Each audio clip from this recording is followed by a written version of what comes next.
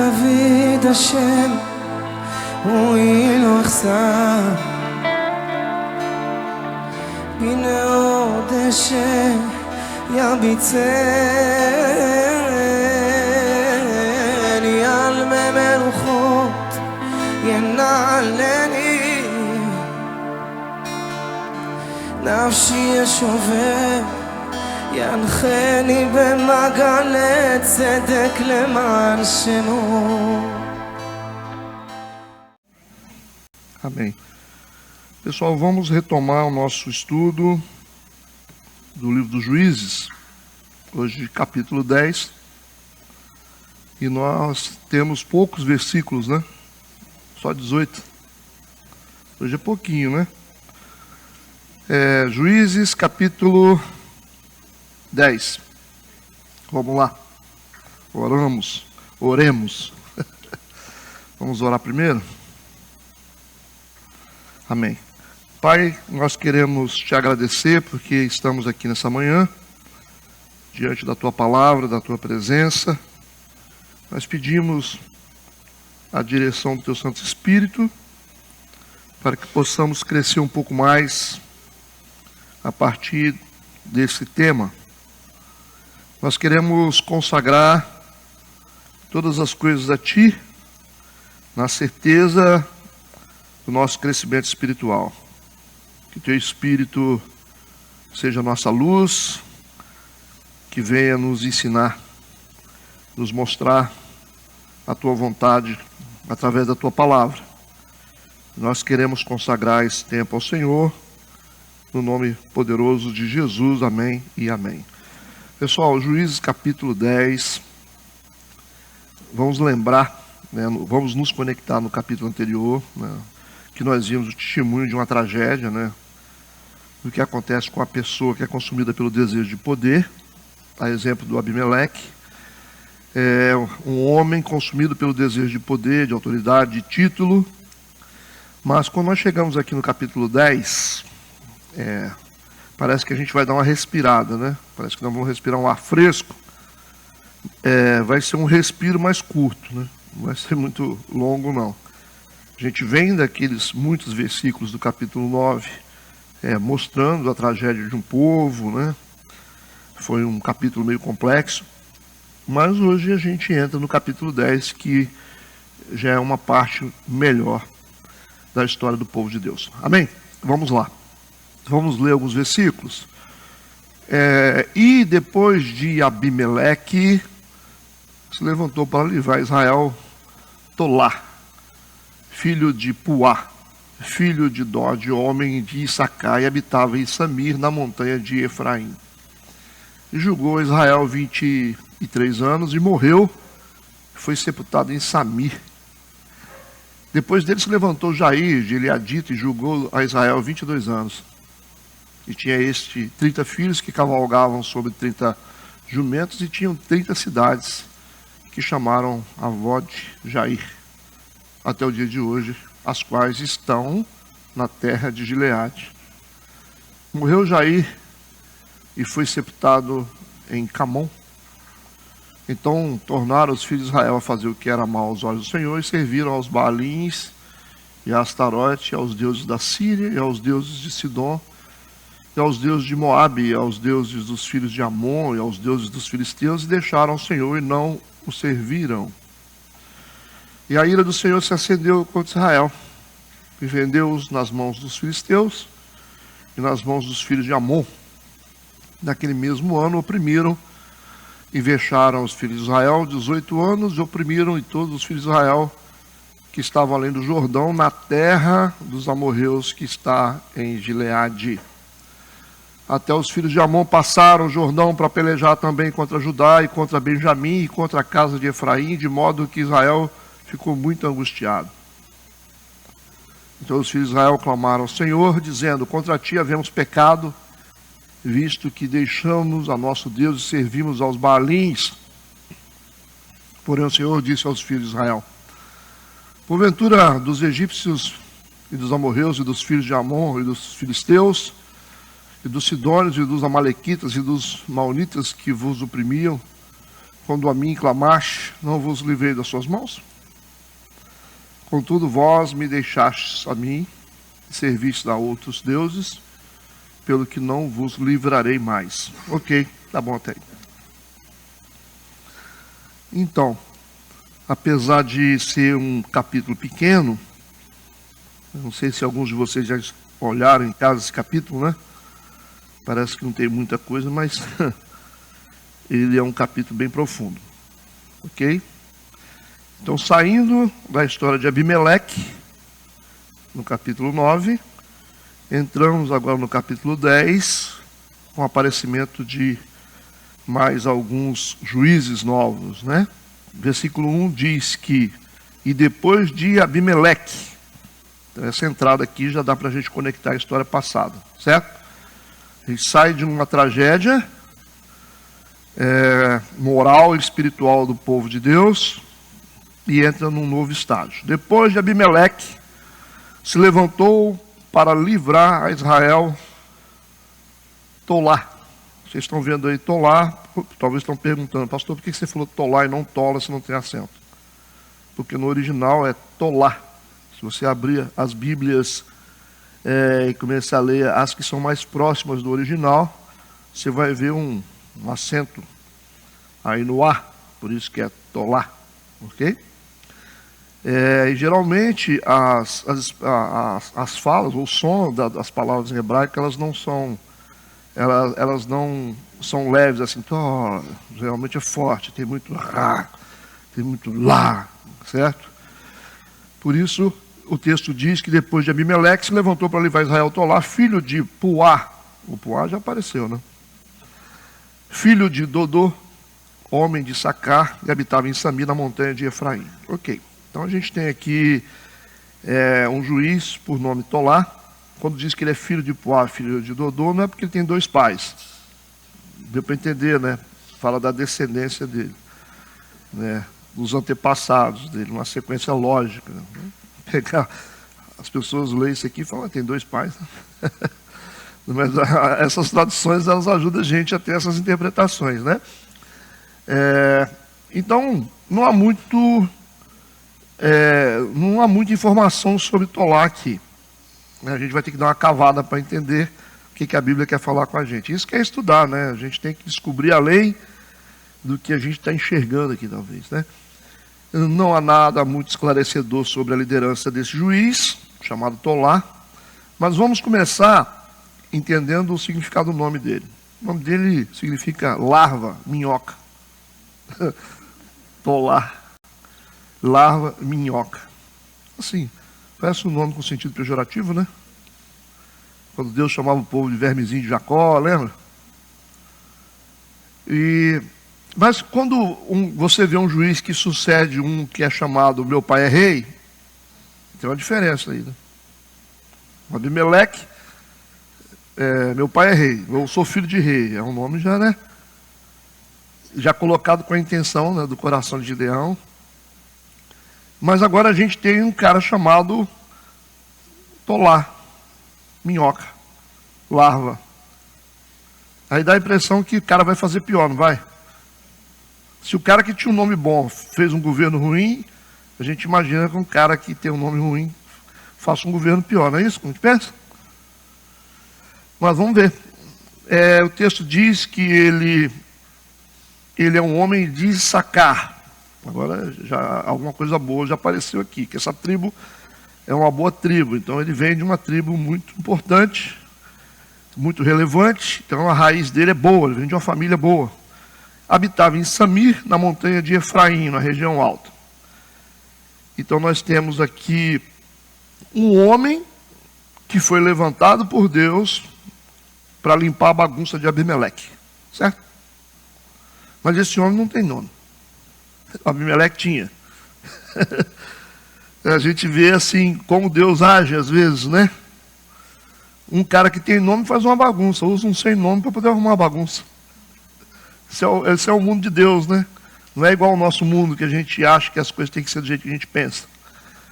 Então, o Tolá foi levantado exatamente para isso, para consertar os erros de Abimeleque.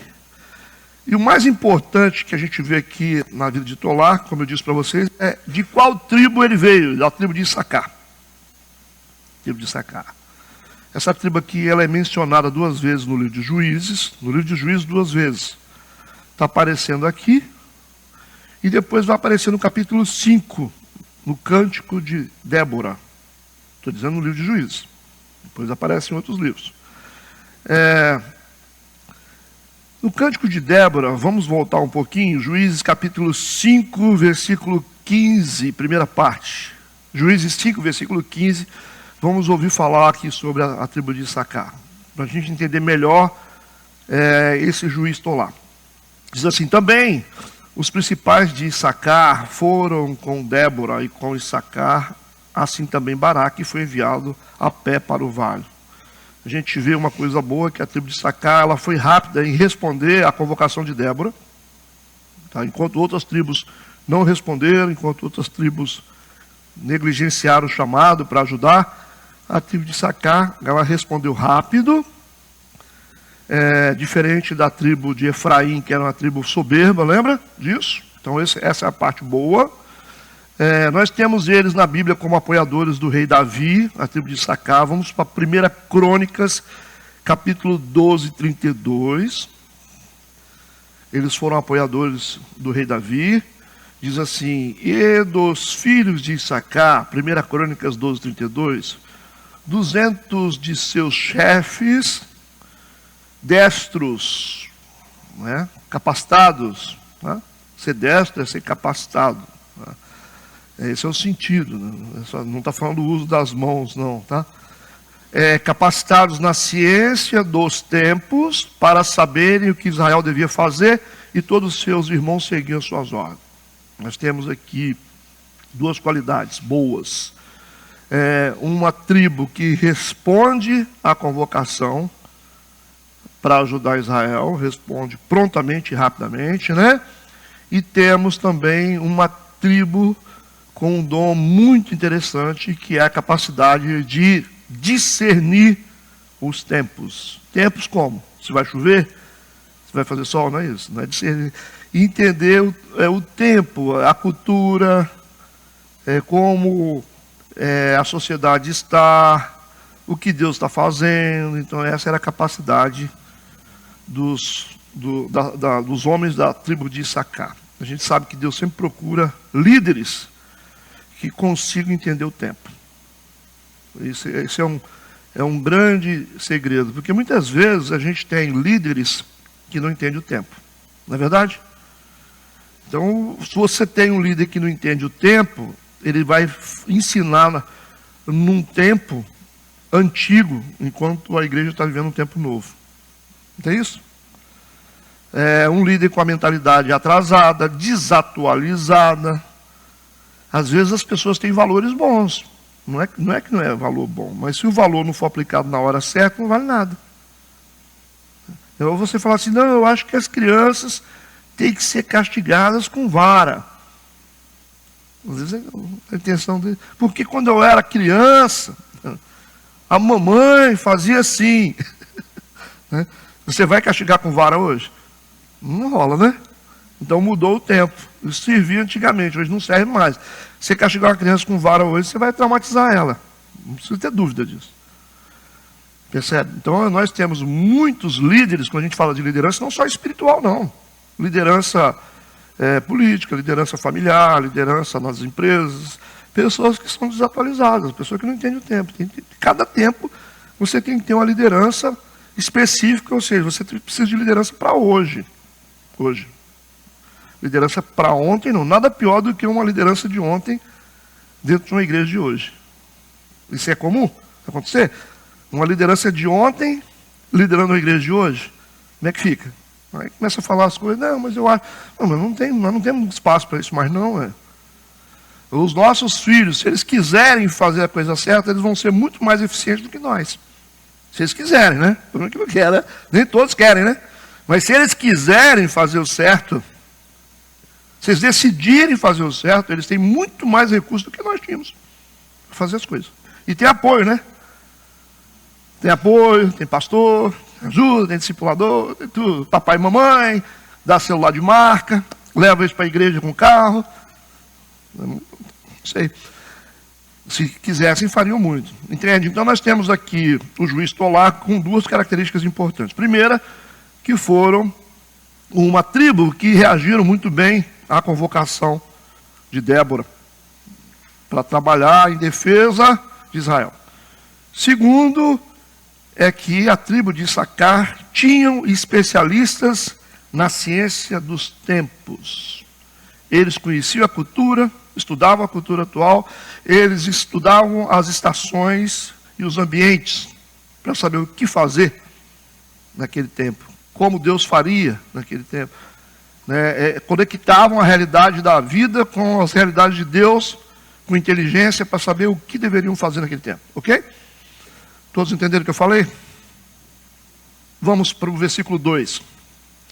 O Tolá julgou Israel 23 anos e morreu. E foi sepultado em Samir.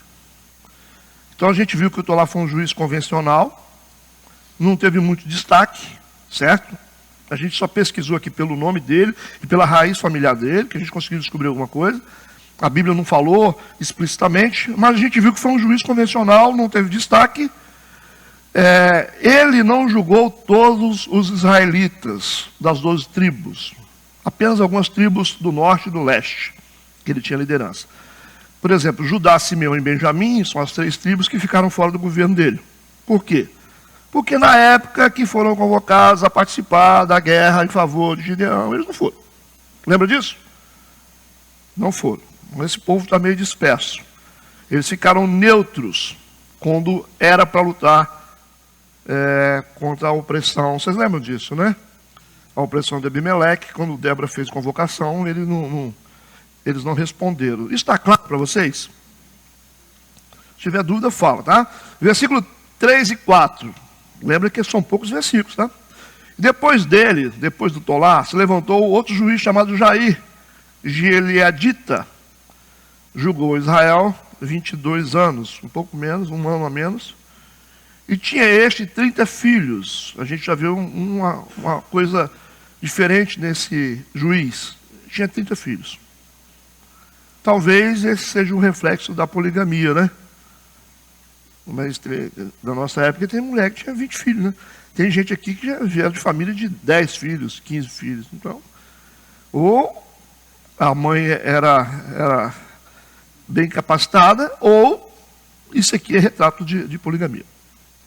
Certo? Que era comum naquela época.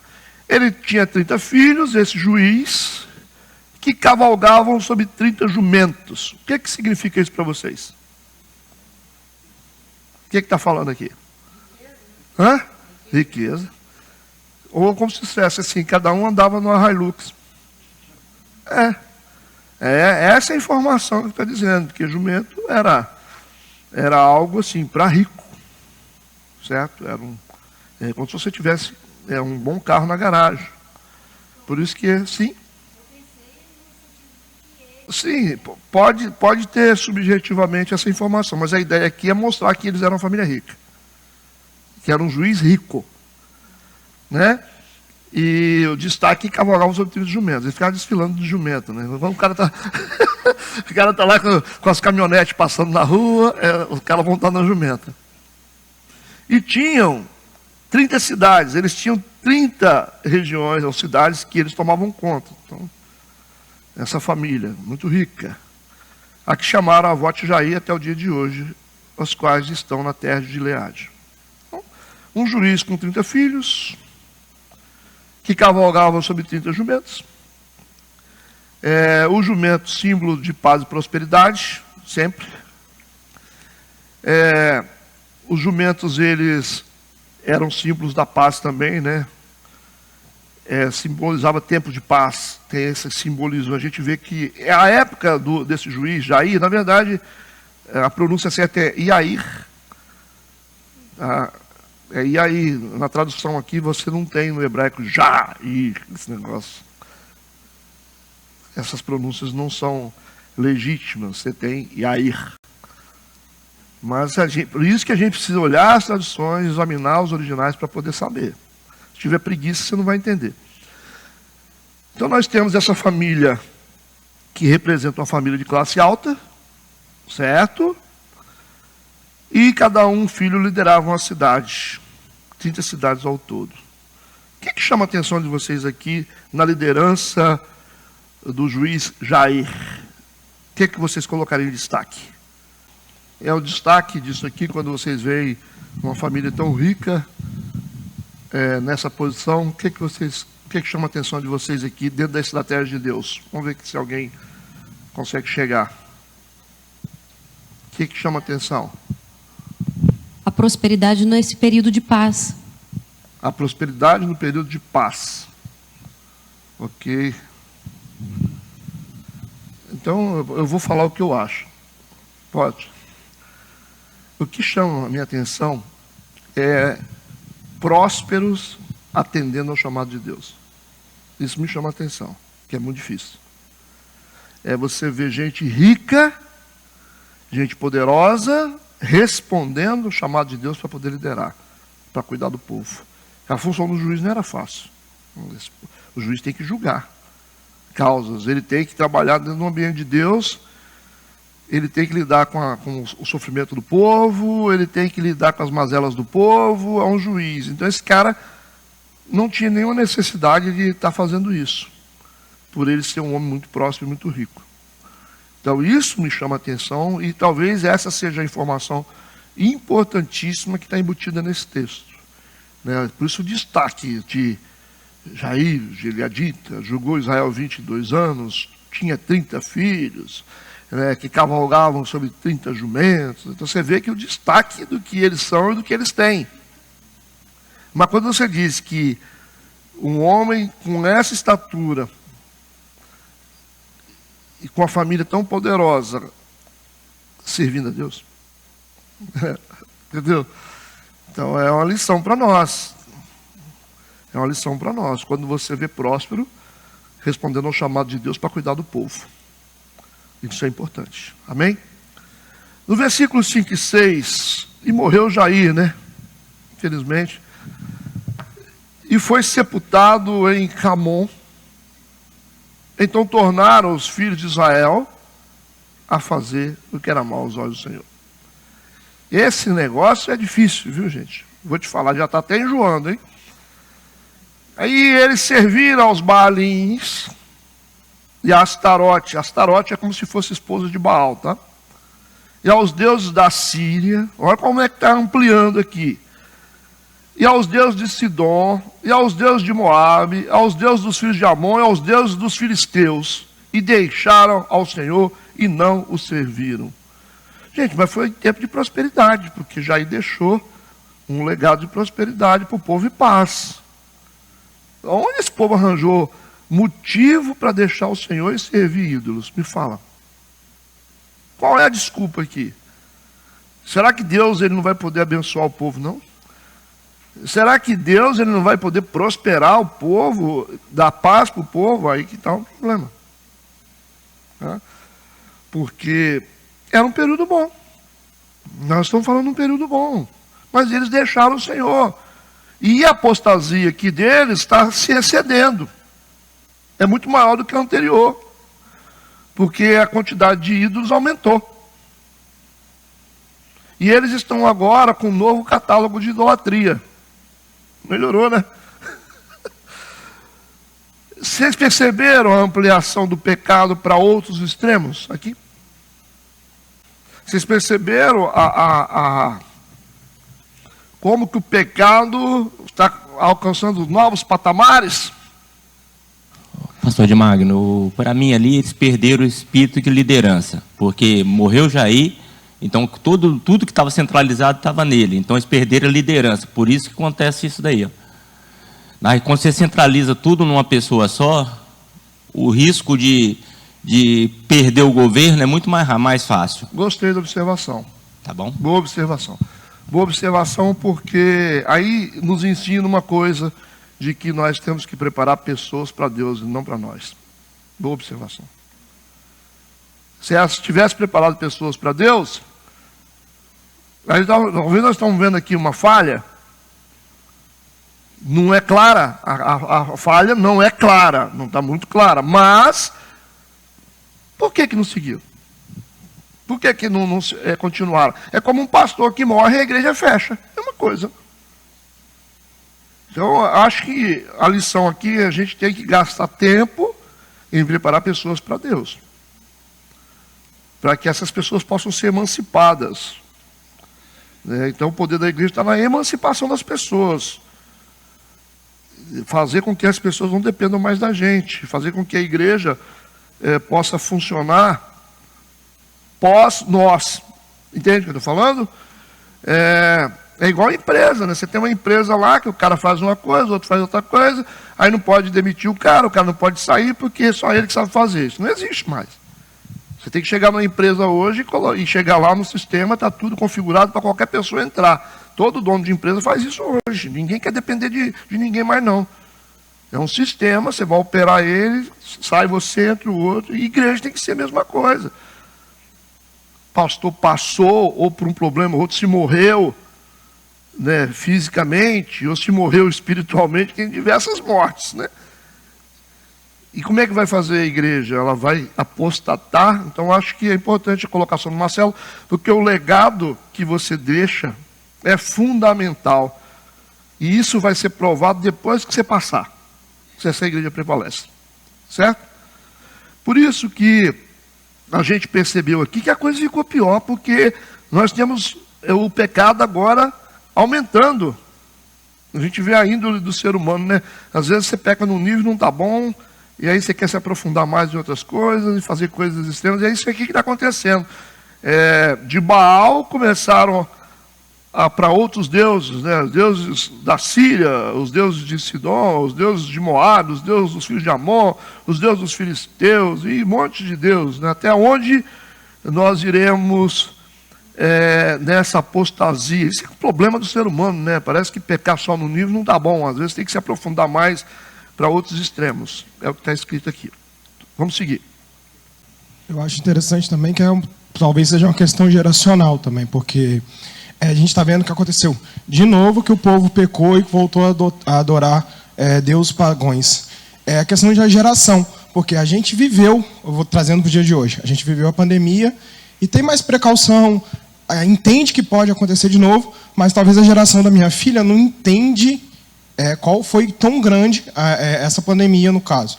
E talvez os pais dessa geração não mostrou, não ensinou, igual nossos pais, nossos avós, mostravam como que na época era mais difícil, que as coisas eram mais difíceis, né?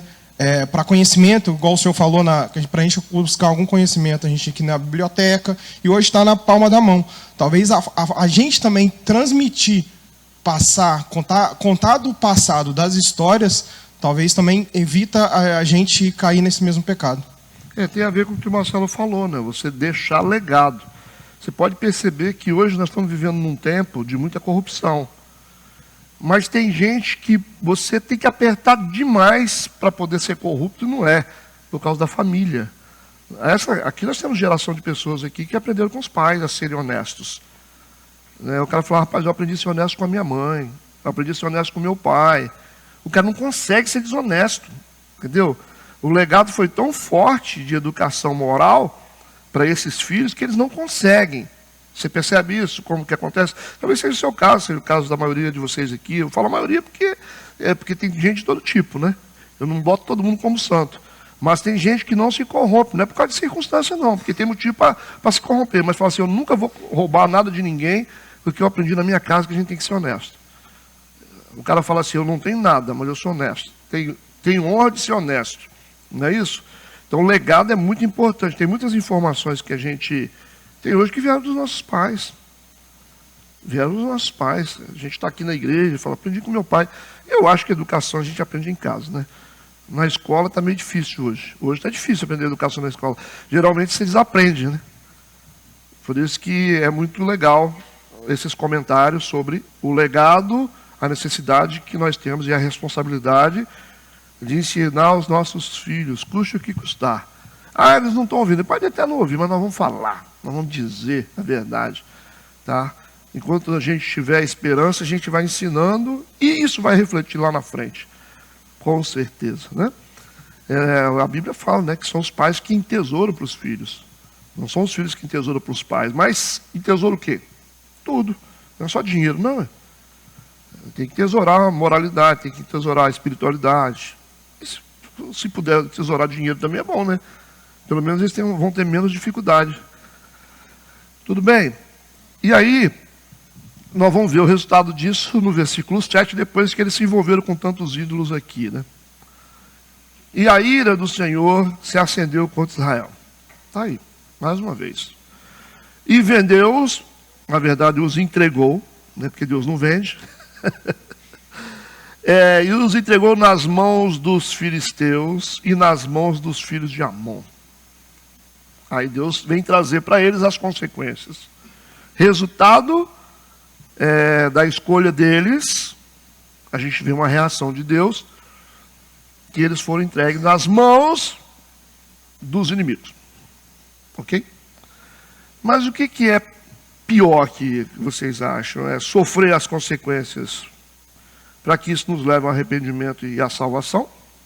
Ou simplesmente a gente se afastar de Deus e a gente seguir direto para uma sentença de condenação eterna? O que é melhor? Entende? É isso que a gente tem que pensar. Deus acendeu a ira de Deus. Isso é bom ou não? O que vocês acham?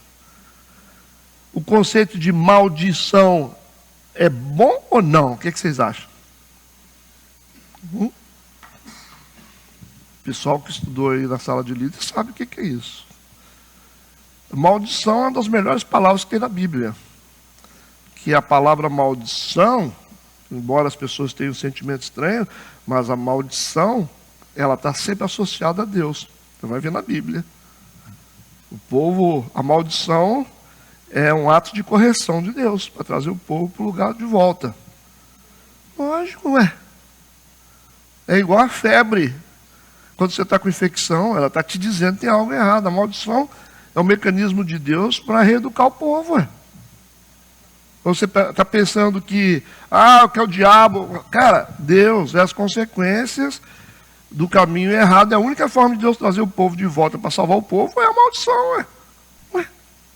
Ele disse: eis que coloco diante de vós o quê? A bênção e... Mas quem colocou? O pessoal fica associando maldição ao diabo. Cara, é um mecanismo de Deus para poder salvar o povo. Através da maldição, eles percebiam que algo estava errado. Através das consequências da maldição, eles sabiam que se eles não mudassem a conduta, eles iam morrer, eles iam ser disseminados da face da terra. Quem não está entendendo o que eu estou falando? Ou está confuso para vocês isso? Está confuso ou não? Está claro isso? Então a gente sabe, hoje, a dor não, vocês acham que a dor não é uma bênção?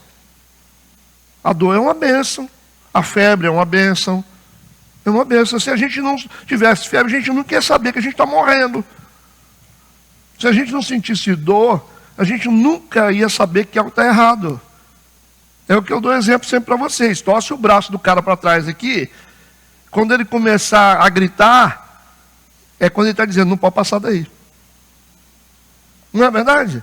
Você vai torcendo, o cara fica tranquilo, você vai torcendo mais. Ele está dizendo: parou, se passar daí vai quebrar. É isso aí. As consequências está dizendo para você. E está na posição errada. A dor é a prova de que algo não está funcionando. Pastor, a igreja está doente. A igreja está doente? É. O que tem a igreja? Não, mas a igreja está enferma. Então tem algo errado na igreja. Certo? E se não tivesse enferma? A gente ia todo mundo para o inferno a galope. Com a igreja lotada.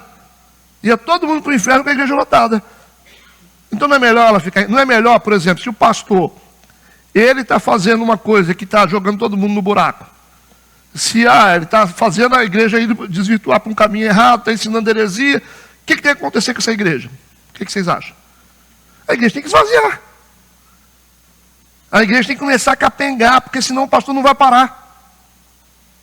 Glória a Deus pelas consequências. Aí quando ele fala assim, saiu um, ele fala assim: isso aí esse pessoal não valia nada, Deus fez uma limpeza. Aí começa, desculpa, né? Não está admitindo que está doente. Saiu 2. Ele não tá ciente do que está falando. Que ele está falando lá, está agredindo todo mundo, né? Está pisando todo mundo. Saiu 2. Eu falei, mais um que saiu. Porque é bom que Deus está fazendo a limpeza, hein? Limpeza espiritual, pessoal. Graças a Deus. Aí saiu 3. Saiu 4. Aí o pessoal começou a olhar para o pastor. Ué, pastor. Saiu 5. Saiu 6, 7, 8, 9. Aí ninguém está olhando mais para quem saiu. Está olhando para o pastor. Saiu 10. 20, pastor. E aí, pastor? Como é que vai ficar? Não tem mais quem culpar, né? Nós estamos com um problema, hein, pastor? Já saiu 30, hein? Esse não é um bom sinal de que aquilo que ele está falando não está certo? O que vocês acham? Aí o cara fala assim, não, eu tenho que mudar meu discurso. Agora eu vou ter que, né? Eu vou ter que ver. A igreja começa a orar, começa a buscar. Aí a dor ajudou ou não ajudou? A dor ajudou. Então, se você não tiver, você está correndo com o carro lá, 150 numa via de 40. Se você não bater com o carro, você não vai parar, irmão. É melhor você bater com o carro e se esborrachar do que você atropelar uma família, matar uma criança. Eu acho melhor você se esborrachar você do que atropelar uma família inocente. O que vocês acham? O fulano capotou com o carro. Por quê? Porque estava bêbado. Teve aqui na cidade essa semana. O cara, não sei o quê, estava bêbado do trânsito. Mas, se não tiver consequência, daqui a pouco vai ter 1 milhão de bêbados andando na estrada. Uma hora o cara tem que tombar aquele negócio. O que vocês acham? Senão não vai parar. Daqui a pouco pega a gente na esquina. Nós não temos nada a ver com peixe. Entende o que eu estou falando? Então, se não tiver consequência, se não tiver problema, se não tiver dor, se não tiver sofrimento, não concorda comigo? O pensamento está como? O que vocês acham? Só fale quem discordar, hein, por favor. Mas discorde e explique. Então nós temos aqui. Aí o Senhor se acendeu contra Israel. Está ótimo. E Deus nos entregou nas mãos dos filhos de Amon. Aí a gente já está entendendo quando nós somos entregues nas mãos de opressores. Por que nós estamos sendo entregues? A Bíblia está explicando aqui em Juízo toda hora. Então é muito melhor a gente sofrer as consequências para que isso nos leve ao arrependimento e salvação do que simplesmente a gente se afastar de Deus e a gente seguir direto para o inferno com a sentença de condenação. É melhor. Concorda ou não? Você castiga o seu filho por quê? Porque você odeia ele? Vocês que já são mais velhos aí, que um dia pegaram e chamaram a atenção do filho de vocês e disseram assim, porque antigamente tinha vara, né? Não tinha jeito. Chinelo. E hoje é o seguinte, não vai entrar na internet. Não vai usar o celular, você não vai assistir televisão, você não vai lá na casa do seu colega. Hoje a punição é essa. Por que você faz isso? Você odeia ele? Ah, porque você ama, né? Ele fica emburrado, fica, você não me ama, fica com raiva, nervoso, quer ser rebelde, você firma o passo e fala, não, você não vai, você vai aprender a me respeitar. Por que você faz isso? Porque você ama. Quem ama, corrige. Quem não ama, deixa solto. Quem não ama, não fala. Quem não ama, não diz a verdade. Aí a pessoa fala, nossa, você falou um negócio comigo que eu não gostei. Não, mas você está errado, cara. Falou porque ama você. Só uma pessoa que ama pode falar. Melhor é cruzar os braços. Você falar assim, deixa para lá. Misericórdia. Quando um pai fala, deixa para lá. Quando um pai e uma mãe diz, deixa para lá. Acabou, irmão. Você está entregue às suas próprias paixões. Você está morto. Quando seu pai e sua mãe parar de te ligar, parar de te perturbar, parar de falar com você as coisas, é porque você está perdido. Pode ter certeza. Entende? Então a correção é um sinal de que tem gente que ama a gente ainda. Aí vai para a igreja aí que você está todo errado e a pessoa está lá passando a mão na sua cabeça. Você acha? Se você for um pouquinho inteligente, um pouco, não precisa ser muito não. Você sabe que você está todo enrolado. Aí porque você tem uma graninha no bolso, você chegou na igreja lá, aí o pastor falou assim, não, irmão, vem para cá, pode tocar hoje aqui na igreja. Eu quero que você toque aqui, que você vai entrar no ministério. Se você for uma pessoa inteligente, que existe o pecador que é inteligente. Né? O pecador inteligente. Aí ele fala assim, ué, pastor, peraí, você nem me conhece. Ué, pastor, você não sabe quem eu sou, você não sabe o que eu fiz, você não sabe o que aconteceu com a minha vida, como é que você vai me colocar aqui em cima? Aí o pastor fica assim, vai, é verdade, né? Graças a Deus, o pastor aprendeu. Aprendeu uma lição que ele esqueceu. E aí o ímpio está dizendo, pastor, não faça isso com a igreja, pastor. As pessoas não me conhecem, eu não estou bem. Estou resolvendo um problema na minha vida aí, estou cheio de problema na minha vida, então não é justo você me colocar só porque eu estou com uma graninha no meu bolso, pastor. Entende? Um cara desse é um cara que está mais salvo do que todo mundo. Ou não? Ele protegeu a igreja e deu uma lição para o pastor. Falou, pastor, por favor, não faça isso mais. Procura saber quem são as pessoas. Antes de você colocar lá em cima. Opa, pastor. O pastor já cresceu agora, né? Entende o que eu estou falando? Então só a gente de verdade que fala. Só a gente de verdade que diz. Quem não diz, cruzar os braços, fica quieto, está tudo certo. Podemos seguir? Vamos para o versículo 8 e 9. Naquele mesmo ano, oprimiram e vexaram aos filhos de Israel. Você já imagina o que aconteceu com o povo de Israel, né? A vergonha que eles passaram e oprimidos que foram. 18 anos oprimiram a todos os filhos de Israel que estavam além do Jordão, ou seja, aqueles que atravessaram o Jordão, na terra dos amorreus que está em Gileade. Gente, 18 anos de opressão. E tem gente que reclama de 4, né? Aí. Em 4 anos a gente tem tempo para resolver. E aqui, como é que faz? Até os filhos de Amon passaram o Jordão para pelejar também contra Judá. Estão se aglutinando para poder oprimir. Povo de Israel sendo oprimido. E contra Benjamim e contra a casa de Efraim, de modo que Israel ficou muito angustiado. Ou seja, Israel beijou o chão aqui. Israel está no fundo do poço. Ok? Uma nação que está acostumada a fazer as coisas e chora na presença de Deus, Deus perdoa. Aí se afasta de Deus, e não é só se afastar não, é adorar ídolos que Deus abomina. É adorar, se prostrar diante de ídolos que Deus abomina. A idolatria, mas não estava bom, né? Aí o povo chora, Senhor, aí Deus vai, levanta um juiz. Meu Deus do céu. O povo de Israel, dentro da realidade bíblica, falando sobre o caráter do povo judeu, que todos vocês conhecem até agora, principalmente nesse estudo aqui do livro de Juízes, né? Dá para a gente conhecer bem o caráter do povo de Israel, não dá? Eu vou fazer uma pergunta para vocês vão tentar me responder aqui. Por que os judeus sofrem até os dias de hoje tanta perseguição e humilhação? Hã? Vocês que assistem nos jornais, na televisão, ao Hezbollah, Hamas, Irã, jogando míssil dentro de Israel, jogando míssil, perseguindo, matando. Vamos lá, vamos voltar, vamos vir para os nossos tempos, o Holocausto. Não estou justificando, eu estou querendo fazer uma pergunta para vocês. E quantos milhões de judeus foram assassinados pelos nazistas?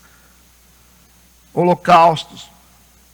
Hoje, essas guerras, você fala assim, você vai assistir lá a lista de Schindler, você fala, meu Deus, quanta maldade. Onde é que está o Deus desse povo? Por que Deus permitiu que tantos judeus fossem assassinados dentro das câmeras de gás? Por que isso? Porque hoje é míssil caindo. Responde vocês aí. Vocês que estão estudando o livro de Juízes, responde. Quer tentar? O que vocês acham? O que vocês acham? Deixa a Lorena responder lá atrás. É a maldição de Deus para eles. A Por maldição quê? no sentido que a gente tinha comentado anteriormente, porque eles não reconheceram Cristo. Um dos problemas é esse, tá? Mas vamos, fica aí com o microfone que você vai tentar responder o resto. O povo de Israel é um povo legalista. Só que ninguém fala isso. Ninguém fala isso. Vocês estão achando que alguém sofre de graça? O que vocês acham? Deus é justo? Vocês acham que Deus iria permitir que mísseis atingissem regiões de Israel, ou que terroristas entrassem e famílias fossem disseminadas por esses terroristas Vocês acham que Deus ia permitir isso? O que está na Bíblia escrito? O que está na Bíblia escrito? O que Davi falou? Fui jovem, hoje estou velho. Nunca vi o quê? E nem a sua descendência medirá o pão. Isso é Deus. Então, nós estamos falando de um povo que tem um histórico de legalidade, gente. É um histórico de altos e baixos. A gente não sabe de nada porque não aparece na televisão. O que está acontecendo nos bastidores. A gente só ouve, não, porque tudo bem. Tudo bem. Mas vocês acham que Deus está dando essas permissões para os inimigos assim de graça? Hoje eu estou com vontade, né, de colocar o Hamas lá dentro de Israel. E Deus vai falar assim, eu vou botar o Hamas lá para poder soltar umas bombas, para matar uns inocentes, para destruir pessoas. Deus está fazendo isso? Vocês acham? Vocês têm alguma defesa para fazer aí? Não tem, não. Então a Bíblia está falando com a gente, e fez o povo que era mau aos olhos do Senhor. Resultado de legalismo, gente. Não é simplesmente você ser uma nação, não é simplesmente você ter um nome de ser judeu. Não é simplesmente isso, você tem responsabilidades espirituais, cara. E de certa forma, eles estão quebrando princípios. E os princípios são as brechas que eles estão dando para os inimigos invadir e destruir. Porque é um povo historicamente legalista. É um povo que era acostumado, Deus era zombado pelas outras nações. Que Deus é esse que não consegue nem manter seu povo dentro da terra? Que Deus é esse que faz milagre para esse povo? O povo só vive adorando outros ídolos. Deus era motivo de deboche das outras nações, porque as outras nações sabiam que era o único povo que não tinha disciplina, era o povo de Israel para isso. Por mais que os judeus sejam disciplinados, nós temos aqui, não adianta, tiver judeu, não, você não sabe, a Bíblia está falando. Ou você bota na conta deles, ou você bota na conta de Deus. Você quer botar na conta de Deus? Você vai falar que Deus é injusto? Que Deus está brincando com a vida das pessoas? Deus não faz isso não. Deus não faz isso não. Então nós temos aqui um caráter de legalismo histórico. Histórico. O que eles estão fazendo nos bastidores, eu não sei. Eu não sei o que eles estão fazendo lá nos bastidores. Eu não sei até que ponto eles estão protegendo a terra deles da Palestina. Como que eles estão protegendo? Não sei. Né? Será? Quais são as táticas deles de proteção de Israel? As reportagens que aparecem, ninguém gosta de assistir, né? Quando os caras estão falando lá, vocês não sabem o que está acontecendo aqui na Palestina. Vocês não sabem os territórios que são as pessoas, os palestinos são removidos para o povo de Israel poder assumir por causa da elitização deles, de achar que eles são superiores. Não estou jogando pedra, estou falando a verdade. Né? A discriminação, o preconceito, né? Com as outras nações, a gente não conhece bastidor, a gente só ouve um lado, ok? Então eu só sei de uma coisa, nada acontece de graça, alguma coisa está acontecendo ali. Alguma brecha está sendo dada, algum legalismo está sendo dado. Por que os inimigos entraram? Por que os inimigos entraram? Se vocês tiverem alguma informação para me dar, vocês podem falar que eu quero aprender agora. Vocês têm alguma informação para dar? Historicamente, não sei, o pessoal que estudou história aí. O que vocês acham? Ou nós estamos juntos nessa compreensão?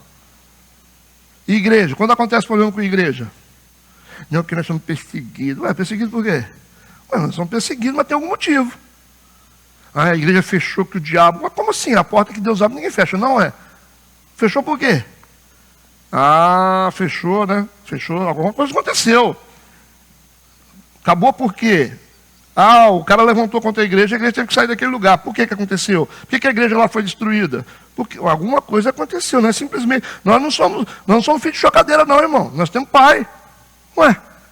Alguém vai chegar ali e vai falar assim, não, nós vamos destruir isso aqui, vamos fechar essa igreja aqui, porque nós estamos querendo. É assim?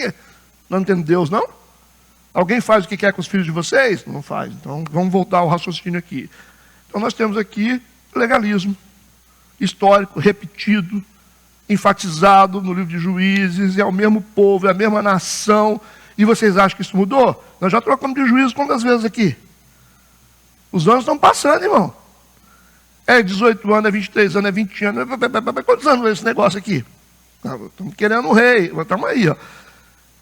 E por aí vai. Vocês acham que mudou alguma coisa hoje? Não mudou nada. Então, quando forem estudar fatos, estudem os fatos. Não vão por emoção, não. Ouve os dois lados. Ouve os dois lados para saber por que está acontecendo isso. Eu posso fechar esse assunto e ir para diante, ou vocês querem fazer algum comentário? Nessa questão de Israel também, eu acho que pela questão de Deus, Israel ser um povo de Deus, eles também, no caso da nação de Israel agora, eles se uniu a outros países, que é idólatra, né? Aí também acho que ajuda também a ter essas brechas aí, talvez. Eu não tô pontuando nada, porque eu não tenho nenhuma informação lógica de dizer, ó, eles adoraram o ídolo, eles se associaram, eu não tenho nada. Eu só estou dizendo que, se algo está acontecendo de ruim, isso é fruto do legalismo. Isso é fruto do legalismo. É o que eu digo aqui na igreja. Para o cara não dar certo, ele tem que ser muito rebelde. Para você não funcionar bem, você tem que ser muito rebelde, porque Deus é muito bom. Deus tem uma paciência com a gente, você não sabe o tamanho. Ó, Deus é tão paciente. Então, para você não funcionar na vida, porque você é muito rebelde mesmo. Porque, olha, a gente não é correto, nós temos os nossos erros, mas Deus é muito bom. Deus é paciente. Tá? Deus é, assim, não é assim, o cara fala, não, se eu pisar fora, Deus dá uma martelada no meu pé. Não é assim. Não é assim. Se eu pensar uma coisa, Deus vai vir mandar um raio na minha cabeça. Deus é muito paciente, gente. Eu olho pela minha vida. Você olha pela sua. Cada um de nós olhamos as nossas próprias vidas. Como Deus é bom. Então, para não dar certo nesse mundo, você tem que ser assim, rebelde demais. Então, Helder, eu acho, a gente pensa várias coisas, mas não tem como pontuar. A gente só sabe que existe um legalismo que permite a entrada, o acesso. Porque Deus não deixa. Deus é Deus. Entendeu? Se você anda de forma certa, Ele vai te guardar. O inimigo pode vir, mas não vai fazer o que quer. Não vai provocar baixa na gente assim também, não. Uma coisa é o inimigo te atacar, outra coisa é ele deixar um saldo negativo de derrota na gente, igual está acontecendo. Se você for ver a quantidade de gente que está morrendo ali, não dá nem para... É uma doideira. Eu sei que vocês podem ter os pensamentos de vocês, do jeito que vocês quiserem, fique à vontade. Mas, por favor, sejam honestos em relação à realidade bíblica, tá? Depois fica pelos cantos lá fora, falando, não concordo com o pastor. Se alguém falar com você isso, você fala assim, o que você não falou lá? Vocês têm que aprender a fazer isso, tá? Porque de vez em quando tem uns artistas que falam assim, não concordo com o que o pastor disse, fica que eu vou te explicar. Por que você não explicou lá, meu irmão? Tem que deixar de ser covarde. Então não tenha medo de dizer para essas pessoas, quando você quiser falar, você fala em público. Faça igual o Helder fez no microfone, igual o Vinícius fez no microfone. Não fica questionando o pastor com coisas que você não tem respaldo para falar pelos bastidores. Fale para todo mundo saber. Tá? Isso tem que acabar aqui. De vez em quando aparecem uns assim que falam, pastor fulano me parou lá fora para questionar o que o senhor falou. Por que eu não venho falar não? Nós estamos querendo saber, nós estamos querendo aprender. Então vamos ser uma igreja honesta, tá bom? Dá para ser? Vamos seguir. Versículo 10. Então os filhos de Israel clamaram ao Senhor.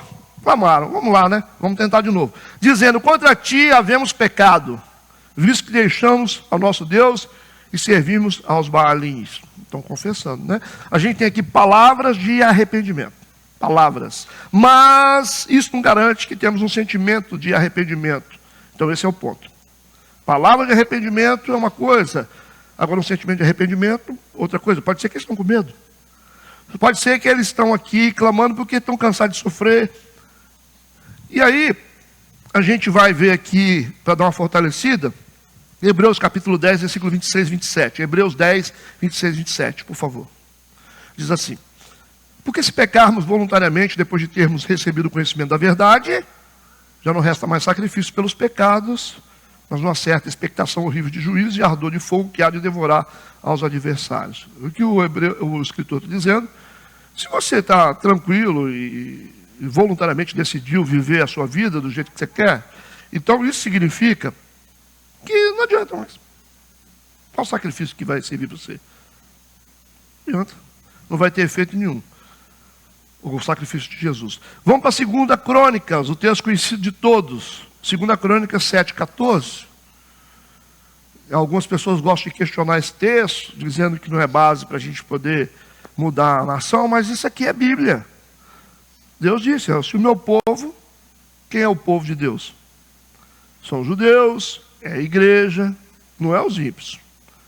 Então não adianta ímpio falar, não adianta ímpio clamar, é nós, povo de Deus. Se o meu povo, que se chama pelo meu nome, somos nós que carregamos o nome de Deus, se humilhar, e orar, e buscar a minha face, e se converter dos seus maus caminhos, então eu ouvirei dos céus, perdoarei os seus pecados, e sararei a sua terra. Então a cura é coletiva.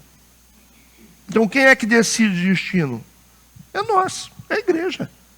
Quem decide o destino disso aqui somos nós, não é? Vocês estão achando que, mas que é o político, é o vereador, é o fulano da empresa. É nós, somos nós que mudamos a configuração da terra. Somos nós. Somos nós que mudamos o estado de Colatina. Para mudar a Colatina, precisa de uma ação da igreja. A igreja.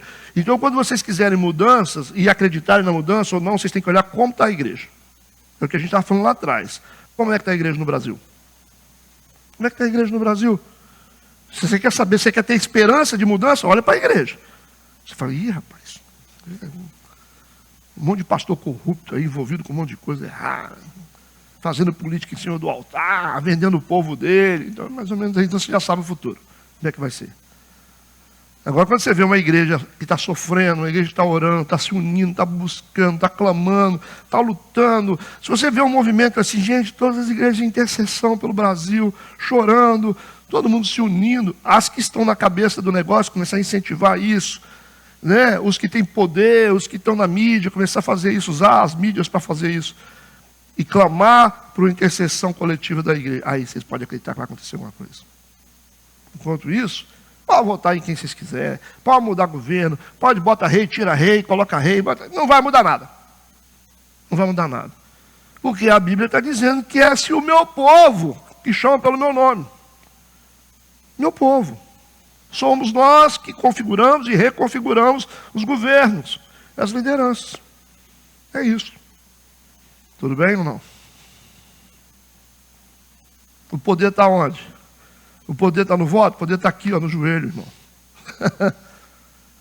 Nós estamos aqui para isso. Nós estamos aqui na terra para isso, para mudar situações. Não é para poder ficar. Nós temos um trabalho aqui. Cada um tem que fazer a sua parte. Então nós somos aqui uma voz que clama no deserto. Nós estamos no nosso território geográfico como igreja metodista, nós vamos clamar nesse deserto aqui, vamos pregar, vamos falar. Isso vai para a mídia, nós vamos falando. Quando todo mundo começar a falar, aí você falou, agora vai começar a mudar. Só que cada um tem que fazer a sua parte.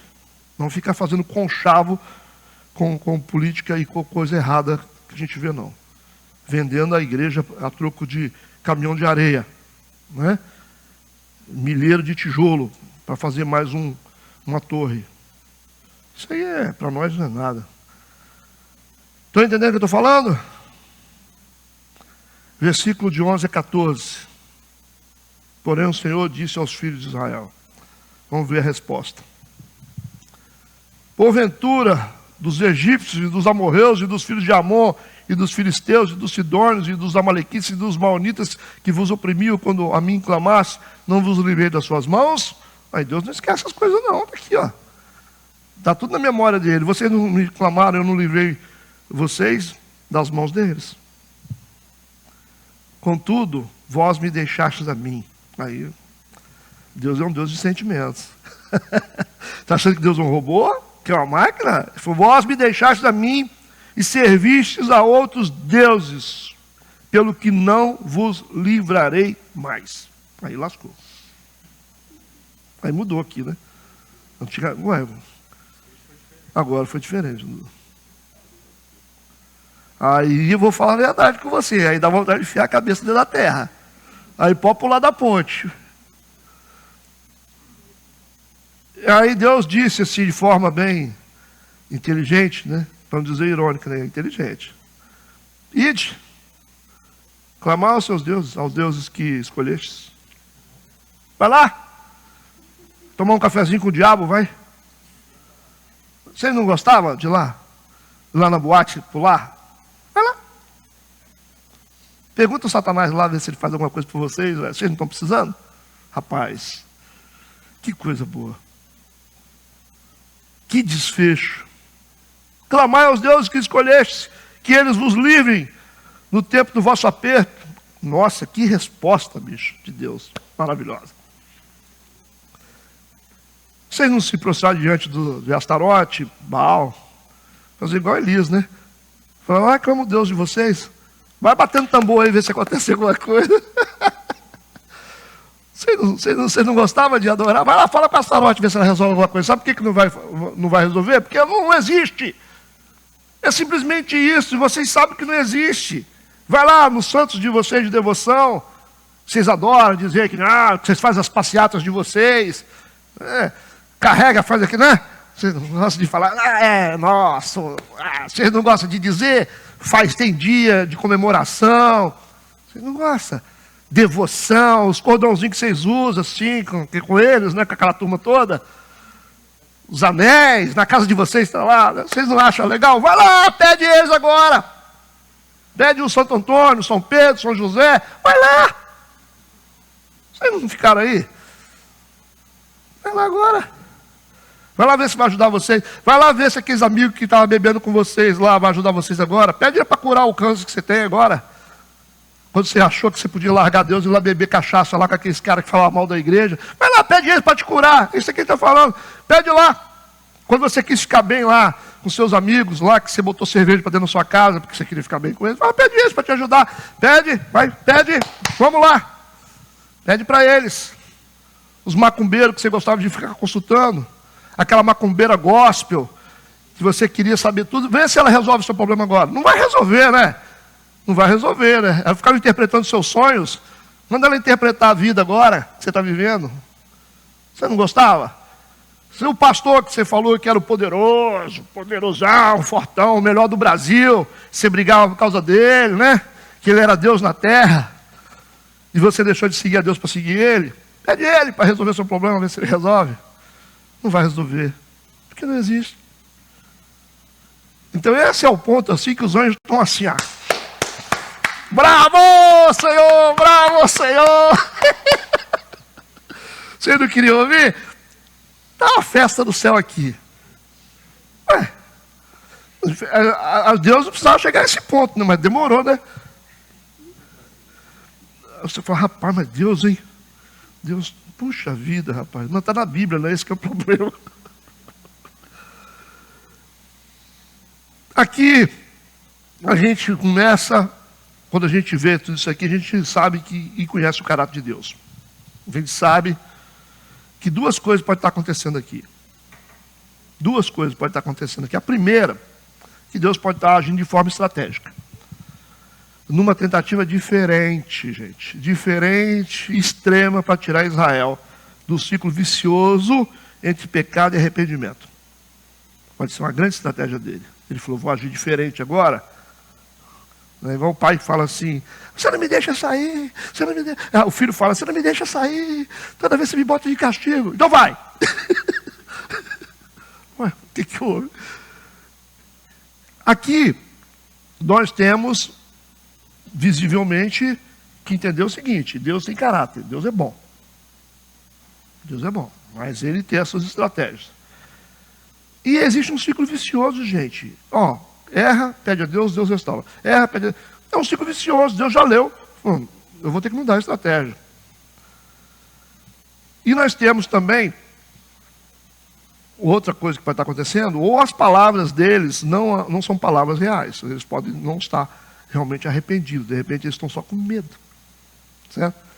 E pode ser que às vezes a gente vai a Deus por medo, não é porque a gente está arrependido. Porque nós estamos com medo, porque nós perdemos dinheiro, que ficou doente, né? Que o filho foi embora. Aí a gente vai a Deus. Não é porque a gente se arrependeu, porque a gente ama a Deus, é porque a gente está com medo. Então são duas leituras aqui. Então a sugestão de Deus aqui é que eles clamem aos seus deuses, que eles escolheram. A gente sabe que eles não serão ouvidos. Não serão ouvidos. Vai bater lá na porta do Baal, pode bater tambor. Acho interessante Elias falando, vai lá. E eles ficam, igual aqueles índios de pajé. Você já viu a história, né? clamando aos deuses, clamando a Baal.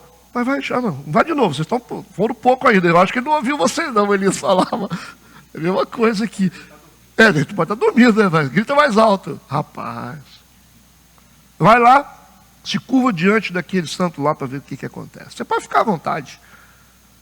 Mas na hora que a coisa pega, o que a gente sabe vem à tona. Esse é o problema. Né? Esse é o problema. Os deuses não existem. E ninguém sabe disso. Eles sabem, gente. Mas por que foram buscar então? Vamos seguir, versículo 15. Mas os filhos de Israel disseram ao Senhor. Eles disseram ao Senhor: pecamos, faze-nos conforme tudo quanto te parecer bem aos teus olhos, tão somente rogamos que nos livre desta vez. Desta vez. Você pode acabar com a gente, mas livre a gente dessa vez. Então, eles têm tanta certeza, gente, que os deuses das outras nações não são deuses, que eles não têm coragem de clamar a eles. Mas eles não serviram os deuses. Eles têm tanta certeza que esses deuses, eles falaram assim: não, mas Deus só vai lá chamar os deuses dos assírios lá. Eles: não, Senhor, não vamos não. Mas por que vocês não vão? Não vamos não. Porque nós sabemos que eles não são deuses. Então por que seguiu? Entenderam isso? É esse que é o problema. Por que seguiram? Porque eles estão se recusando a ir e estão dizendo: Senhor, ajuda nós, nos livra dessa vez. Eles não têm coragem de chamar os deuses das outras nações. E eles vêm direto a Deus, a Yahvé. Porque eles têm a ciência do poder de Deus. Mas insistem em tentar se corromper com outros deuses falsos. Aqui nós temos um problema que só psicólogo explica.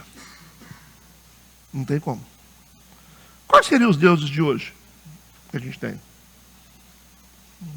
Quais são os Baals de hoje? Não sei, tanto Baal, né? Tanto Baal que hoje é lazer, é vontade, sei lá, é dinheiro, poder, aparência, projeção. Não sei, é tanta coisa que tem hoje que...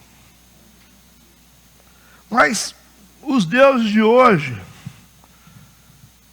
talvez o que a gente vê aqui é uma frustração pessoal desse pessoal, que não tem explicação. Serviram os outros deuses, abandonaram Deus. Você larga a fonte de água viva, que mata a sua sede, e você vai, sei lá, vai lá você vai servir o deserto. Você fala: mas como você está com sede, você volta? Mas por que você não fica com a fonte? Então, é uma frustração pessoal que a gente não explica, emocional, talvez está vindo lá de trás. E essas tentativas insanas de construir força, imagem, poder, através de ídolos. Não sei. O que esse povo está buscando? O que esse povo está buscando? Eu fico tentando entender isso aqui.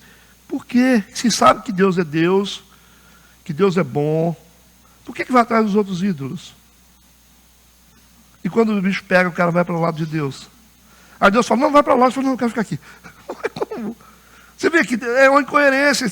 Tem algum problema na cabeça desse povo. Não, tem alguma coisa relacionada com a própria imagem, não sei, frustração. Acho que o Egito deixou marcas mais profundas nesse povo, que não foram tratadas totalmente. Então, a necessidade de construir ídolos, ou construir força, né? Imagem, poder. Às vezes as pessoas precisam disso para sobreviver, né? Elas criam... Se você vai seguir ídolos que você tem certeza que não são reais, é como se você criasse um mundo fictício para você. Um paralelo, um universo paralelo, onde você vive ali naquele engano, né? Sei lá, parece que a gente precisa de cura, né? A mesma coisa acontece às vezes com as pessoas que gostam de se aparecer, criam um mundo virtual, né? Eu estava até conversando com os amigos essa semana, algumas pessoas, sobre essa luta que a gente tem de combater a vaidade das pessoas, né? O discurso: gente, vocês têm que parar de ser vaidosos, para querer se aparecer. Às vezes, esse combate, às vezes, tem que diminuir, é inútil, porque essas pessoas precisam disso para sobreviver. Elas só existem no mundo paralelo, no universo virtual. Tem muitas famílias que vivem de internet. Não vivem a vida real. Muitos casais que eles têm um inferno, vivem o inferno, mas na rede social eles estão bem. Entende? Então E como é que você vai destruir isso? Como é que você vai falar assim, você não pode fazer isso? Se você falar para a pessoa, você não pode. Você está mostrando um casamento que você não tem, né? É entre tapas e beijos em casa. Beijo na internet e tapas em casa, né? Aí você fala, puxa vida. Aí você vê a internet, aquele amor da minha vida. Feitos um para o outro. E as panelas estão cantando na cabeça um do outro em casa. Todo mundo sabe. Aí você fala assim, poxa, esse universo paralelo criado, acho que é a fonte de existência. Se você destrói isso, você vai fazer a pessoa deixar de existir, né? Tem pessoas que só existem na internet. Não existe no mundo natural. Estou falando sobre essa construção de um universo que a gente vê que não é. Você fala assim, poxa, pastor, dá a impressão que está todo mundo feliz na internet. Mas é igual você fotografar só as partes boas da sua casa. Os buracos que ela tem, você não mostra. Você escolhe um cantinho lá, que tem uma planta, você vai e bate uma foto lá para mostrar que você está bem. E os buracos da sua casa você não mostra. A internet é mais ou menos assim, tem que saber o nosso limite, até que ponto isso é bom para nós, né? Que uma vida, que eu sou fotografando, todo mundo rindo assim. E aí você fala, que inferno está a minha vida, pastor. Então a gente tem que vir para o mundo natural. Só que o mundo natural às vezes é difícil, né? A realidade é dura, né? E por isso tem gente que gosta de pastor que conta mentira. Eu não gosto, porque você leva a pessoa para Nárnia, né? Você fala, não, que você é uma pepita de Deus. Vejo um anjo do seu lado, assim, com um pote de ouro. Você fala, aleluia. Aí você está precisando de alguém falar algumas verdades para você, seu ego vai lá em cima, você sai todo feliz. O culto foi bom, o pastor falou um negócio hoje que falou que eu... Às vezes a gente precisa do João Batista, né, na nossa vida, mas ele não quer. Então, assim, é difícil, cara. O povo gosta de amaciar de egos, assim. Eu já tive esses casos de pessoas que eu atendi, que vieram de outras igrejas, que eram muito manipuladas. E a pessoa fala assim, pastor, eu tenho uma prisão dentro de mim, parece que eu sou dependente daquele pastor. Eu sei que ele me usava, eu sei que a pessoa roubava meu dinheiro, entendeu? Comprava no meu nome, mas eu não consigo me libertar disso. Aí eu falei, é uma doença esse negócio. A opressão, né? Igual o cara que bate na mulher e a mulher não consegue se libertar. Ela fala assim, mas ele tem um lado bom, né, pastor? Ele é um bom pai. Então, mais ou menos assim, foi o que Paulo fala, né? Sobre a consciência, o desejo, a comichão nos ouvidos, né? Criando líderes conforme o que você quer. É difícil explicar, isso é só no consultório, né, para explicar isso, não tem como. Então, assim, às vezes você se vê forçado a ceder um pouco do sistema para poder deixar o povo sobreviver. O próprio Jesus falou isso, ele falou, quando ele começou a se aprofundar no Evangelho, os discípulos começaram a ir embora. Começaram a ir embora. Aí ele falou, vocês vão me deixar? Era Jesus. Aí o Pedro, graças a Deus que o Pedro tinha os problemas dele, mas era um cara que estava ligado no céu, né? Ele falou assim, para onde iremos, Senhor? Se só tu tem a palavra de vida eterna. O Pedro, que era o mais complicado, salvou a turma toda. Ele falou, a gente vai para onde? O senhor está falando isso aí, mas é a verdade. Você percebe? Então o ser humano é uma coisa doida, irmão. Nós estamos terminando. Versículo 16. E tiraram os deuses alheios do meio de si e serviram ao Senhor. Mas Deus não mandou fazer nada disso. Deus disse para eles o seguinte, já que vocês acreditam nos outros deuses, então vocês vão buscar ajuda com eles. Porque de mim vocês não vão ter. O que eles vão fazer agora? Olha que atitude de Deus tremenda. O não de Deus, o que vai produzir neles? Tiraram os deuses alheios do meio de si, serviram ao Senhor, então se angustiou a sua alma por causa da desgraça de Israel. Foi todo mundo para a igreja. O que houve? Jogaram aquele monte de CD do mundo fora. chutaram os deuses, foi todo mundo para a igreja com a Bíblia debaixo do braço. Deus só está olhando. É? E nós temos aqui a iniciativa de Deus de dizer que agora não vai ser do mesmo jeito. E vai provocar neles uma atitude diferente das anteriores. Eles vão tomar aqui ações, iniciativas voluntárias para a sua própria recuperação. De certa forma, Deus está fazendo eles tirarem de dentro deles o que eles já tinham, a verdade. Porque a gente tem a verdade. A gente vai ouvindo a pregação, a gente tem a verdade lá dentro. A gente sabe o que fazer. A gente sabe o que fazer. A gente sabe que os deuses lá de fora não resolvem o problema. A gente sabe disso. Mas quando Deus diz não para a gente e joga a gente no deserto, a gente vai ter que se voltar para aquilo que a gente sabe. Aí você fala assim, eu sei que tem que ir para a igreja. Eu sei que eu preciso abrir mão desses deuses. E Deus está quietinho. Ele só disse não. Ou seja, jogou eles no silêncio, no deserto. Aí Deus só está olhando. Eles estão tudo voltando para a igreja no domingo à noite. Todo mundo. Eles voltaram voluntariamente. Deus não falou, vocês têm que fazer. Deus não falou. Deus só disse não. Então está funcionando a iniciativa de Deus. Deus agora não vai levantar um juiz com base simplesmente nas palavras de arrependimento deles. Porque Deus fazia isso. Se arrependiam, Deus levantava um juiz. Deus agora quer vê-los fazendo algo que realmente testificasse isso na prática. Ele sabe agora exatamente o que deve fazer. Ou seja, a escola bíblica e a experiência deles vai mover eles agora. Entende o que eu estou falando? E em meio ao silêncio de Deus, eles terão que ser movidos pela escola bíblica. Não tem a hora que o cara que dá a prova fica em silêncio? Primeiro ele ensina, né? Depois ele fica em silêncio. Você falou, eu queria fazer... Não é hora de fazer pergunta, não. Não é assim? Já fez prova? Você vai querer tirar dúvida? Agora não, agora é hora da prova. Hora da prova, quem aplica a prova tem que ficar em silêncio. Então Deus vai ficar em silêncio para ver se você aprendeu a escola bíblica. Aí você vai mostrar, você vai cavar dentro dos seus arquivos lá, a escola bíblica rapidinho. Você vai falar, nossa. Vai achar os seus depósitos de escola bíblica, de culto, de discipulado que você fez, e você vai ter que trazer tudo para fora. Aquilo que você abandonou. É isso que é o problema. Né? É a lógica, né? Deus quer ver a prática. E a gente está vendo aqui que talvez seja o início de uma maturidade espiritual. Esse é o início da maturidade espiritual. Quando a gente começa a colocar em prática aquilo que a gente aprendeu. Opa!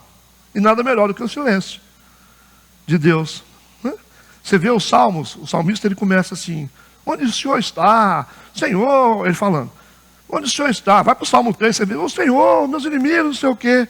Aí ele mesmo fala depois, o Senhor veio até mim, o Senhor é misericordioso, o Senhor é isso. Ué, como que ele sabe disso? Deus não falou nada, ele mesmo reclamou, ele mesmo achou a resposta, e ele termina falando, Deus é fiel. Não é assim. Então o silêncio de Deus é bom por isso, né?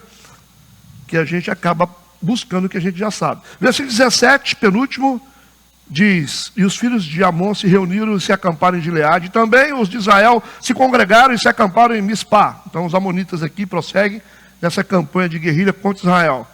No versículo 18, que é o último, então o povo e os príncipes de Gileade disseram uns aos outros, quem será o homem que começará a pelejar contra os filhos de Amon? Ele será por cabeça de todos os moradores de Gileade. Agora eles mesmos precisam buscar um juízo libertador. Vocês vão escolher agora. Com base no que vocês conhecem, com base no que vocês têm, vocês vão buscar um juiz. Eles removeram os ídolos. Eles estão agora servindo ao Senhor, mesmo diante do silêncio de Deus. Às vezes a gente precisa disso. Deserto. Para a gente colocar em prática aquilo que nós sabemos, mas que a gente sempre oculta na vida. Deserto é uma forma de nós colocarmos em prática aquilo que nós sabemos. Por que a gente está aqui na escola? Nós não estamos na escola por simples religiosidade, porque Deus está nos abastecendo de informações que vão servir quando a gente vê que Deus está em silêncio. Quando você orar, se for, ai Deus, Deus, ô Deus. Aí você não vou orar mais. Aí você vai pelas madrugadas, ora. Vou jejuar. E nada. E quando Deus está em silêncio, Ele está dizendo para a gente, coloque em prática o que você aprendeu. Tem lógica isso? Então, diante do silêncio, a gente fica quieto e olha para dentro da gente. Deus está presente e atento, mas só em silêncio. E eles agora precisam caminhar na maturidade das suas experiências espirituais. Isso é maturidade. Caminhar na maturidade das nossas experiências espirituais e do nosso conhecimento espiritual. Senão não tem graça, né? Eu só quero fechar isso aqui, só dando um resumo de tudo. Vou dar um resumo, um condensado de tudo, das lições do estudo. Na liderança do juiz Tolá, nós temos um homem sem marketing. É isso? Sem marketing bíblico e com um nome pejorativo. Mas com uma raiz familiar saudável, que trabalhou bem em favor de Israel, limpando a sujeira deixada por Abimeleque. A gente aprende aqui que nós não precisamos de nome e nem de marketing, mas sim de fazer o certo. Não é isso? Os discípulos disseram para Jesus, olha, no teu nome a gente expulsa demônio. Estava fazendo a festa, né? Chegar, sai em nome de Jesus, arrebentando nos cultos. E Jesus falou assim, vocês não têm que se gloriar porque vocês expulsam demônio no meu nome, mas sim se o nome de vocês está rolado no céu. O que adianta vocês expulsar demônio? É isso que Jesus falou. Não adianta expulsar demônio. Tem que ver se o nome de vocês está arrolado no céu. Isso aí que é importante. Essa tem que ser a satisfação. Não é se você apareceu no culto, expulsou demônio, todo mundo te viu, aí teve o cara que fotografou e botou você no Instagram. É isso. O importante é que você tenha o seu nome arrolado no céu. Que Deus te vê, os anjos te vê, e isso aí você tem o nome lá. Como o outro diz, ó, o Paulo eu conheço, vocês quem são? Não é conhecido. Você é conhecido só no Instagram, no Facebook e no céu? Não, então não valeu nada. Então nós não precisamos de nome e nem de marketing, nós precisamos fazer certo. Essa é a história de Tolá. Os líderes de hoje precisam ser como filhos de Issacar, conhecedores do tempo. Para cada tempo precisaremos de um tipo de liderança, ok? Terceira lição, o juiz Jair e sua família representam a união da prosperidade com a capacidade de servir ao chamado de Deus. Então você pode ser rico, mas você tem que aprender a ser servo também, ok? Quarto, as 7 divindades cultuadas por Israel nesse período de apostasia representam a ampliação do pecado e a má índole de um povo de desdobrar as experiências pecaminosas para níveis cada vez maiores. É isso aí, um abismo chama outro abismo. Quinta lição, as consequências do pecado ou a realidade da maldição como fator fundamental e uma obra de graça soberana de Deus na recuperação espiritual de um povo. Graças a Deus pelas consequências, graças a Deus pela dor, pela febre, ok? Porque é a única forma de recuperar. Sexto, o caráter de Israel como principal causa das perseguições e humilhações históricas sofridas no decorrer dos tempos. Lembrando que Deus é justo e nada acontece por acaso. Sempre tem um fator que legaliza as perseguições. Sétimo, as palavras de arrependimento desvinculadas da real ou do real sentimento de arrependimento. Não adianta você falar que se arrependeu, mas tem que agir em arrependimento. Oitavo, a estratégia de Deus na apresentação dos seus nãos, visando uma mudança real no coração de um povo que sempre permaneceu numa mesma conduta ociosa de erros. A mesma coisa. Então Deus disse, não!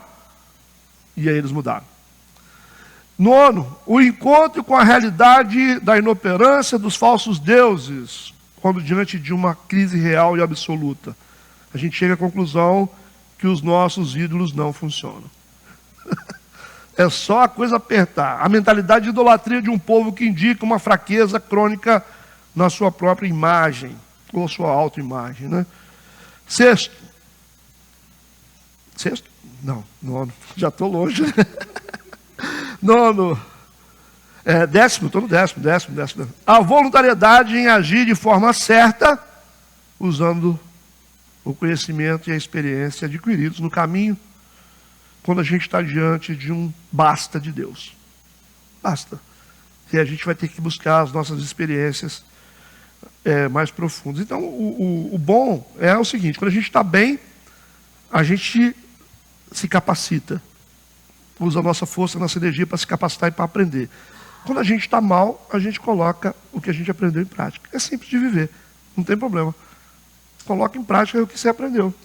Está tudo certo. Nós fechamos aqui esses 18 versículos. Eu achei que ia ter pouca coisa, mas teve muita, né? Alguém quer fazer algum comentário para fechar? Conclui. E o pastor, por que eles não deixavam um sucessor antes de morrer? Por que não deixar um líderes, sucessor? já que o Jair foi um líder tão exemplar assim, por que ele não deixou um sucessor? Porque juiz não é rei. Juiz não é rei. Juiz é levantado por uma demanda específica. Nesse caso aqui, sucessão é para rei, para imperador, legado, sacerdote, você tem legado. Agora juiz não, juiz não é função sacerdotal, nem faz parte de realeza. Então não era assim, o juiz era, você vai ver o que vai ser levantado agora, Jefté. O Jefté não é nada. É um cara cheio de problema emocional, que é um dos melhores capítulos que tem na Bíblia, é esse que a gente vai ver semana que vem, 11. O Jefté é um cara que vai ser chamado por causa de uma capacidade específica dele, mas ele tem um trauma. É um cara que vai resolver um problema, mas vai acabar com a própria vida dele. Então, assim, o juiz era para resolver assuntos contra os inimigos e definir situações de conflitos dentro do... eu estou brigando aqui com o meu vizinho por causa da terra. O que você fala? O cara ajudava a decidir. Não era o juiz que sentava numa bancada igual hoje, não era a mesma coisa, mas era um líder instituído pela nação para dizer, para desfazer uma armenga ali que não tinha ninguém. O intermediador que dizia, isso pode, isso não pode. Tinha que ter um juiz. Mas era um líder religioso também ou não?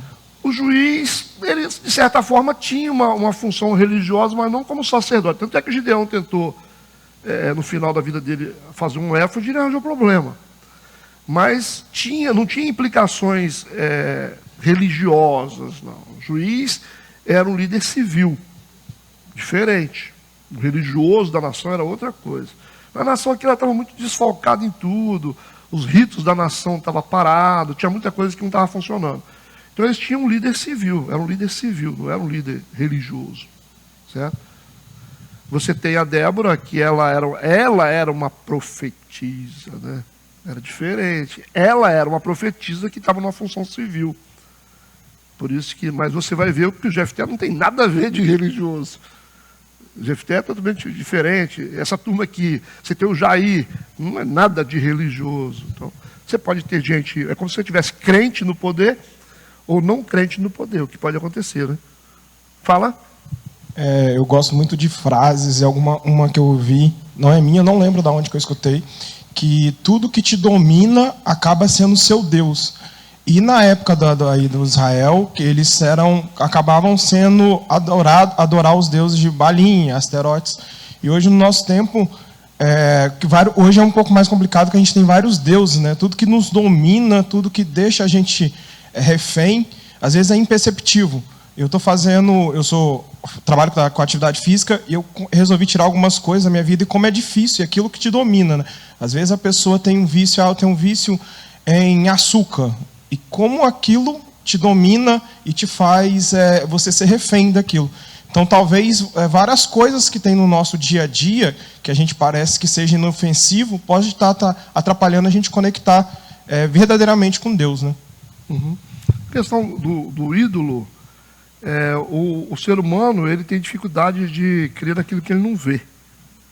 Então, você criar um ídolo é uma forma de você materializar alguma coisa palpável, né? Nós somos meio assim, né? Igual o Tomé, a gente quer botar o dedo na ferida de Jesus para saber se ele realmente foi crucificado. Então, o que leva o ser humano a querer coisas materializadas para ele, isso leva à idolatria. A gente quer alguma coisa para a gente pegar, a gente quer que está ali na nossa frente, né? A gente não gosta de coisa subjetiva. E Deus é assim, Deus é um ser transcendental, é fé, irmão. Podemos fechar esse assunto hoje? Capítulo 10. Oremos. Pai Santo querido, obrigado por essa manhã. Na tua casa nos leva guardados e abençoados pelo teu poder. tenhamos um dia de bênção, um dia de paz, e mais à tarde e à noite estaremos na tua presença para glorificar o teu sagrado nome. Amém e amém.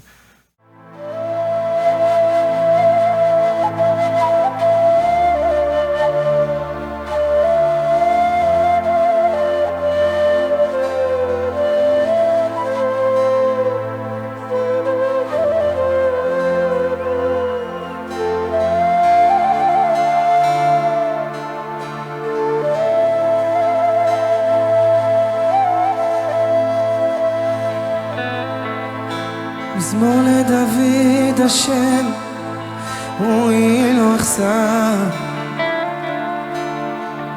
בנאור דשא ירביצני, על מי מלוכות ינעלני, נפשי ישובב ינחני במעגלי צדק למען שמו.